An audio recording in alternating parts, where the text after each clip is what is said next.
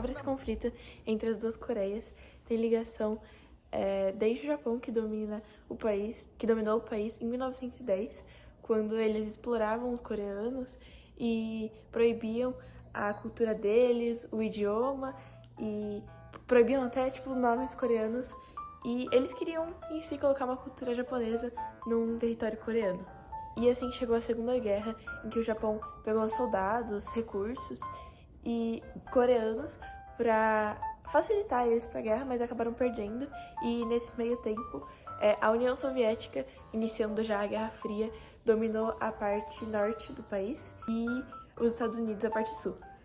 E aí meio que dividiu a Coreia e cada um começou a influenciar com a parte norte com o socialismo, a parte sul com o capitalismo.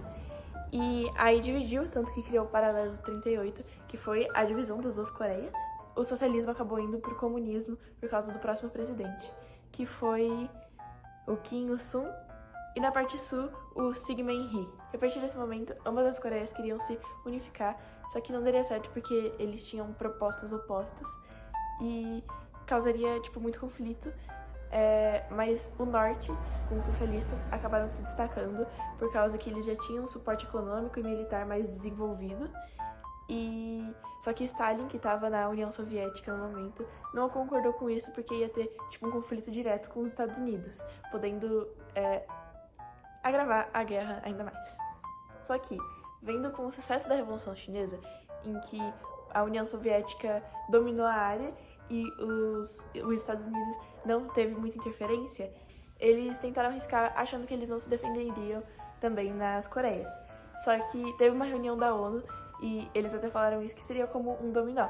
Então, primeiro seria a China, depois Coreia, depois outros países a pegar as ideias socialistas. Então seria um dominó caindo.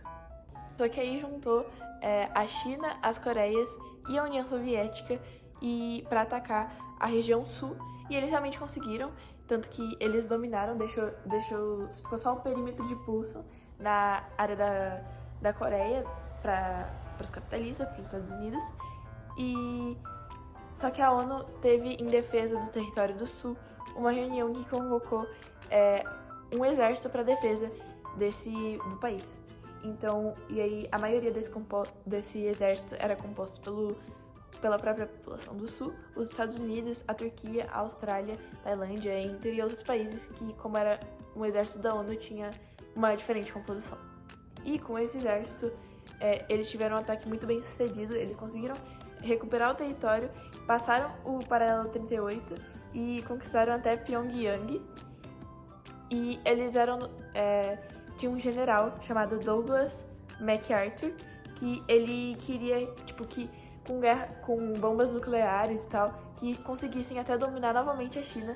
Só que aí, superiores falaram pra ele dar uma controlada e tal. Tanto que ele foi até expulso como general futuramente.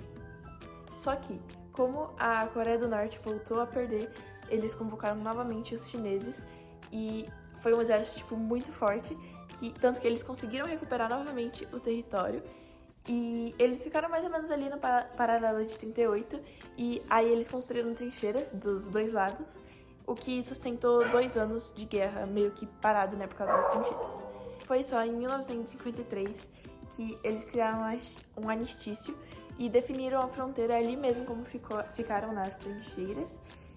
Só que até hoje eles não definiram um tratado de paz, então a guerra não acabou, e nós já tivemos mais de 3 milhões de mortes nessa guerra, e principalmente da população, que foi a maior vítima, e dos civis atacados. É isso. Como a Coreia é um país asiático, sua proximidade com a China e com a União Soviética garantiu forte influência e pressão para a adoção de um regime comunista. Além disso, o Japão, recém-derrotado na Segunda Guerra Mundial, estava sob ocupação dos Estados Unidos, o que garantia influência capitalista. Nesse contexto, a Coreia, recém-desocupada do Japão, passava por um processo de reconstrução interna e, na Conferência de Potsdam, foi dividida em 2 pelos países aliados, sem qualquer consulta prévia ou posterior ao povo coreano. As reações internas foram muitas entre 1945 e 1949.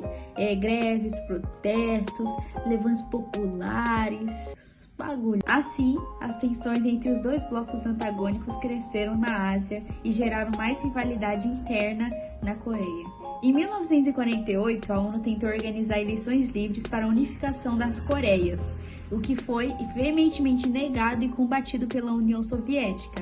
Assim, o Sul e o Norte organizaram suas próprias eleições, resultando na escolha de governos diferentes e antagônicos. A escalada das tensões entre os governos levou à invasão do Norte sobre o Sul em 1950, iniciando a guerra.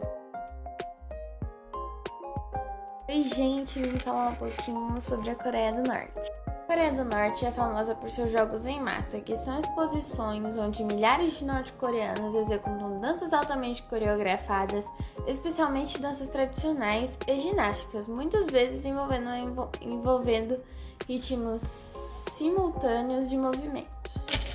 A cultura da Coreia do Norte é bastante singular, em razão do rígido controle do governo local no cotidiano da população.